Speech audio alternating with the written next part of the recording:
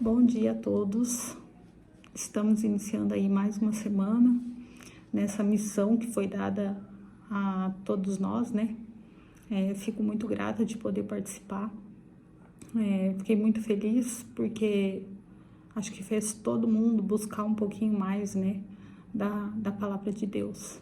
E isso é muito legal. Gente, eu fiz uma cirurgia ortognática, então a minha dicção não tá muito boa para falar. Talvez eu embole um pouquinho as palavras, tá? Vocês não reparam, tá bom? Eu decidi que na minha vez seria um pouquinho diferente. Então talvez fique um pouco extenso o vídeo, tá? Vocês não ficam bravos não, tá bom? E tenham paciência, escutem até o final, porque isso é um testemunho da nossa vida, tá? Que a gente pôde sentir Deus agindo. E a palavra que eu escolhi hoje, ela é o Salmo 37, versículo 5. Entrega o seu caminho ao Senhor, confia nele e ele agirá. Gente, por que eu escolhi essa palavra? Ela tem um significado muito grande para nós. Há 10 anos atrás, eu e o Cleverson, a gente decidiu comprar a nossa casa. E para quem não sabe ou não lembra, eu e o Cleverson morava no lote da Olive do Antônio. E era uma meia aguinha pequena, que era bem pequenininha. E a gente tinha já o Guilherme pequeno, o Guilherme com 4 aninhos, então a gente decidiu que compraria a nossa casa. A gente começou a procurar e nada agradava, eram as casas bem pequenas, até que o Cleverson viu um dia uma casa na internet e decidiu conversar com o corretor, né, que estava mostrando as casas para nós, e ele estava vendendo essa casa. Aí a gente descobriu o valor dela e meio que desanimou, porque ficava muito longe do que a gente poderia, né, naquele momento. Mas o corretor prontamente se prontificou ali de mostrar pra gente, e a gente foi até lá e viu a casa. Quando a gente entrou, nossa, era a casa dos sonhos, né? Tanto pra mim quanto pra ele. Mas a gente sabia que estava longe, assim, da nossa realidade.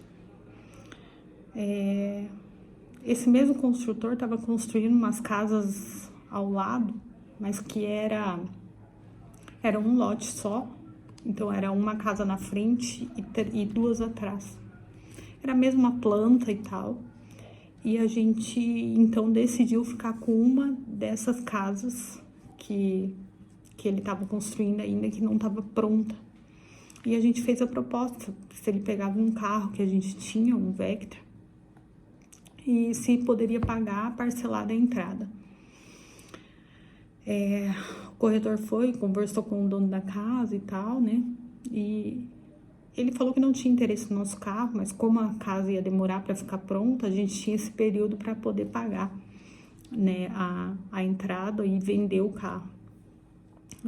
Na época eu não me recordo muito bem, mas se eu não me engano, era 40 e poucos mil de entrada que a gente tinha que dar.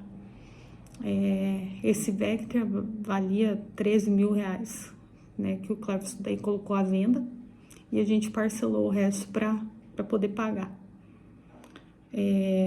Eu lembro na época que a gente iniciou pagando R$1.000 as 3 primeiras parcelas, e depois era 1.500 que a gente tinha que pagar. Então, eu e o Cleverson ganhava muito pouco. Era assim, a gente pagava a entrada da casa e comia. Era o que a gente fazia. E a gente colocou esse carro para vender. E esse carro, assim, não vendia, e a gente foi pagando a entrada parcelada e tal, né? Tanto que o Cleverson baixou o valor desse carro. Baixou para tentar vender, porque a gente já estava preocupado e tal, né? E nada de vender. Nada de vender esse carro. Aí um dia o Cleverson foi jogar bola e faltava 3 quadras para chegar em casa. ele bateu esse carro. Um menino furou a preferencial dele e acabou com o carro. Quando ele me ligou, ele falou: amor, bati o carro. Eu desci, né, era perto, eu fui até lá. E quando eu vi o estado do carro, eu entrei em desespero, porque eu falava assim pra ele: e a nossa casa? Aí eu lembro assim da fala dele falando pra mim assim: calma, se for pra ser, vai ser. É uma história que me emociona muito, tá? Porque realmente assim, vocês vão ver daqui a pouco. Quem bateu no nosso carro era um menino de 19 anos, eu acho, 18, alguma coisa assim. Ele tava com a carteira provisória. Ele trabalhava na granja da Globo Aves. Ele e a esposa dele, então eles moravam lá também. Ganhavam um pouco. A esposa dele estava grávida, quase ganhando neném. E a gente se viu assim num beco sem saída, porque a gente não tinha de onde tirar. Não tinha, e a nossa casa era um sonho, tanto para mim quanto para ele. E ele falou calma e a gente foi seguindo a vida. Esse menino falava o tempo todo que ele ia pagar o conserto do carro, ia pagar. E a gente foi, né, seguindo a vida. Esse menino tentou fazer um empréstimo, não conseguiu. Até que eu falei pro Clervis assim: Clervis, vamos ver quanto ele consegue pagar por mês pra gente poder receber, né, esse valor.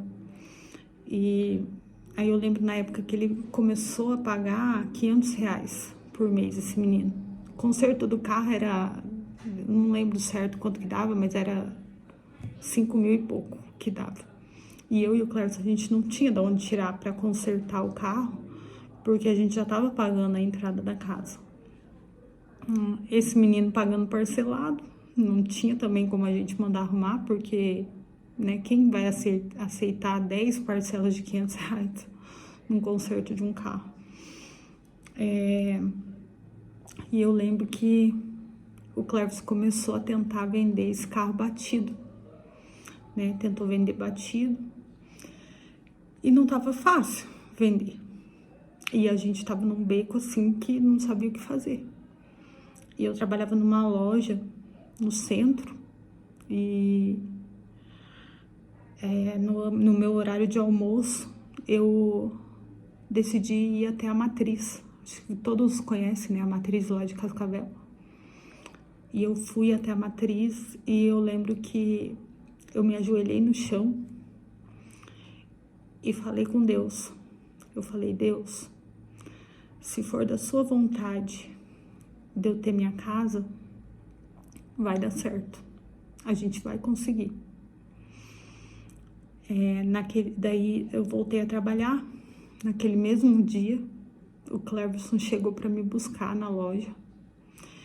Ele sentou na minha frente, eu trabalhava no crediário dessa loja. Ele sentou na minha frente e falou: amor, vendi o carro batido. Então, assim, a resposta de Deus naquele momento veio muito rápido. No mesmo dia que eu me ajoelhei, pedi para ele, coloquei nas mãos dele, ele chegou para mim e falou que vendeu o carro batido. E ele vendeu esse carro, acho que por 5.500. E o menino pagou 10 parcelas de 500, então deu aí 10.500 reais, no caso a venda do carro, que a gente não conseguia vender. Depois disso, né, que aconteceu isso, o corretor nos ligou e perguntou pra gente se a gente queria a casa que a gente tinha visto. E o Cleverson falou assim: não, eu não consigo pagar a entrada dela, né, não tem como. E daí ele falou pra nós assim: não, mudou uma tabela na caixa, que a atual tabela que a gente estava fazendo era uma parcela que ela ia caindo, né? Ia caindo o valor dela. E essa tabela que tinha mudado na caixa era uma que a parcela ia ser fixa então a entrada era menor. E a gente falou, nossa, mas quanto que tem que dar de entrada? No fim, se eu não me engano, era 26 mil de entrada que a gente tinha que dar. E a gente já tinha pago uma boa quantidade de parcelas daquela. E depois disso a gente falou, não, se der certo é a casa que a gente quer, né? Então vamos ficar com ela. Aí a gente foi e entregou a documentação e tudo. E eu lembro também que na época a gente fez só no meu nome, por conta do juro que ia dar no nome de nós dois. E eu lembro que o corretor falou assim, eu ganhava comissão e ele falou que teria que ficar no salário de R$ 2.300. R$ 2.300 era o máximo que poderia. E assim, meu salário, ele passava um pouco às vezes era um pouco menor. E ele falou pra gente, tem que estar nessa parcela, nesse salário bruto.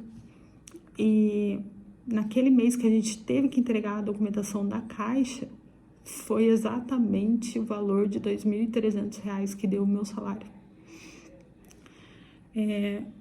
A gente entregou a documentação da Caixa, da casa que a gente viu e que a gente achou que não tinha como ser nossa, né? Achou que não estava ali, que não ia ser possível. E tudo se encaminhou de uma forma para a gente conseguir. Então, é essa a mensagem que esse versículo fala. Depois que eu entreguei a documentação, 15 dias depois, a gente foi assinar a documentação na Caixa. 15 dias depois. E assim, para quem sabe, a Caixa é demorada, muito demorada. Todo mundo falava para nós que era demorado. E a gente foi 15 dias depois. A gente foi assinar. E no mesmo dia que a gente foi assinar, eu e o Clércio pegamos a chave da casa. Meu padrasto tinha uma carretinha, daquelas de levar atrás do carro, sabe? E a gente fez a nossa mudança naquela carretinha do meu padrasto, porque a gente queria dormir na nossa casa. Então, assim, a mensagem, ela fala, entrega o teu caminho ao Senhor, confia nele, né?